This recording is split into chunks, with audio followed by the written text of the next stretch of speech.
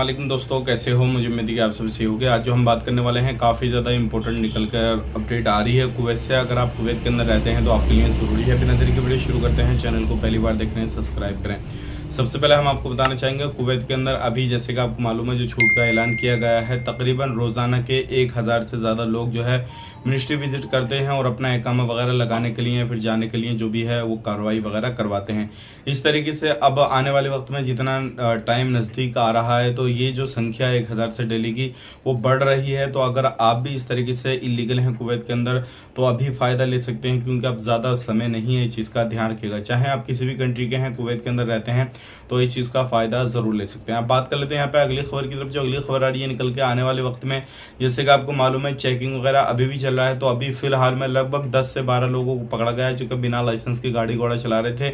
और लगभग अभी कुवैत के अंदर रोडों पे कैमरे वगैरह और भी ज़्यादा लगाए जा रहे हैं, जो कि जिनके गाड़ियों के इंश्योरेंस वगैरह ख़त्म हो गए हैं, पुरानी गाड़ी वगैरह, वो सारी चीज़ों को ट्रैक किया जाएगा और उनके ऑटोमेटिकली जो है कौन मालिक है क्या नहीं, उनके ऊपर फाइन वगैरह लगा जाएंगे। तो इस तरीके से जो है अभी चेकिंग वगैरह चल रहा है। कुछ लोगों को पकड़ा गया है, कुछ गाड़ी जब्त की गई हैं। अगर आप भी इस तरीके से कुवैत के अंदर रहते हैं तो सावधान रहें, सतर्क रहें और कोई भी गाड़ी वगैरह चलाते हैं तो उनके कागज़ कंप्लीट ज़रूर रखें और अपना ड्राइवरी लाइसेंस भी अपने साथ में रखें।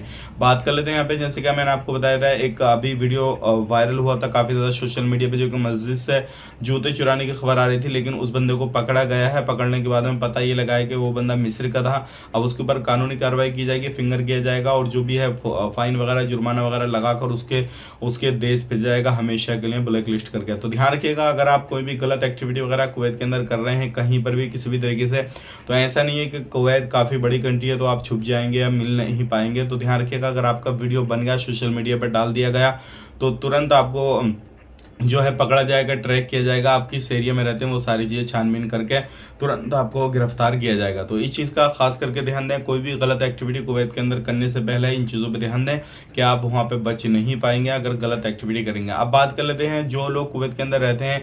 बहुत सारे लोगों के सवाल ये हैं कि अभी हम अपना सिविल ID कार्ड बनवाएं, जो हम पहले से अपने कंटिन्यू कर रहे हैं, तो क्या बनवा सकते हैं या फिर नहीं बनेगा, वो सारी चीज़ों के बारे में इन्फॉर्मेशन दे दीजिए।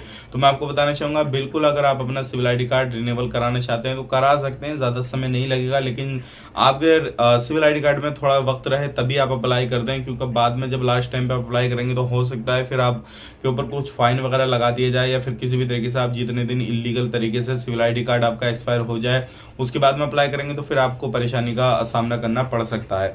तो ये थी आज की कुछ इंपॉर्टेंट जानकारी जो कि मैंने आप तक शेयर कर दी। वीडियो अच्छा लगा वीडियो को लाइक करें, शेयर करें, फेसबुक पेज पे देख रहे हैं फेसबुक पेज को फॉलो कर लें। और आपको कोई परेशानी आ रही है कुवैत में रहने को लेकर या फिर किसी भी तरीके से काम को लेकर, सैलरी को लेकर, तो आप कमेंट करें और हमारे जो है फेसबुक पेज पर जुड़ जाए, वहाँ पे मैसेज कर सकते हैं। जो भी हमसे होगा वहाँ तक आपकी मदद कर सकें। मिलेंगे इस नेक्स्ट वीडियो में। आप अपना ख्याल रखें, अपनी फैमिली वालों ख्याल रखें। Take care, bye bye.